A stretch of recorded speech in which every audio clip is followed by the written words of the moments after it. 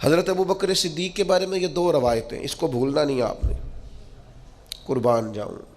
نبی پاک علیہ السلام نے فرمایا میں نے جس کے سامنے بھی دین پیش کیا اس نے تردد کیا، دلیل مانگی۔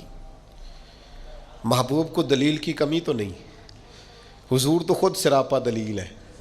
یا ایھا الناس قد جاءکم برہان من ربکم، اے لوگو یہ نبی پاک تمہارے پاس اللہ کی برہان ہے، یہ دلیل بن کے آئے۔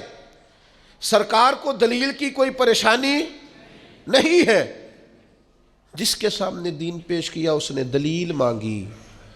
اور دوسری طرف حال یہ ہے کہ حضرت عبداللہ ابن حذافہ فرماتے ہیں سرکار کوئی معجزہ نہ بھی دکھاتے تو چہرہ ہی ایسا تھا، لوگوں نے دیکھتے جانا تھا، کلمہ پڑھتے جانا تھا۔ کریم فرماتے ہیں جس کے سامنے بھی دین پیش کیا اس نے دلیل مانگی، یہ میرے ابو بکر صدیق ہیں۔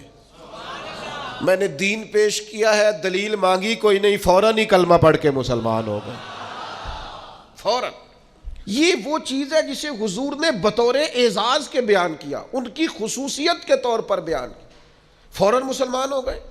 آج تردد ہے، بے چینی ہے، انتشار ہے، وسوسوں کے غلبے، لوگ فکری پریشانی کا شکار ہے، ذہنی تناؤ کا شکار ہے۔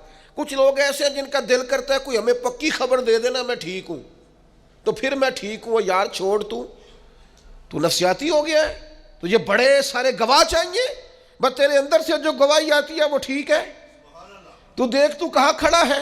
ایک یہ روایت میرے کلیجے کو بڑا ٹھنڈا کرتی ہے، اور ایک دوسری روایت ہے،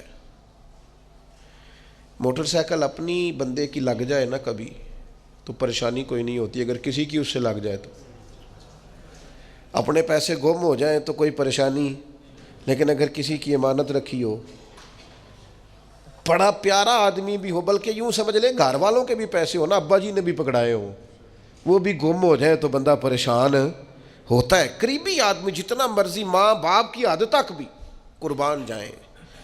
کیسے ان لفظوں کو بیان کروں، اتنی اپنائیت، اتنی گہرائی، میں قربان جاؤں اس شان غلامی پر کہ غلام ناز کریں گے ساری زندگی آقا کے اس فرمان پر۔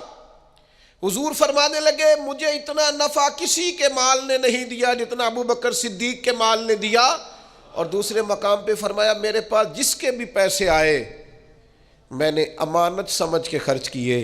فرمایا جب ابو بکر صدیق کے آئے ہیں میں نے اپنے سمجھ کے خرچ کیے۔ قربان جاؤں، کیا انداز ہے، کیا غلامی ہے۔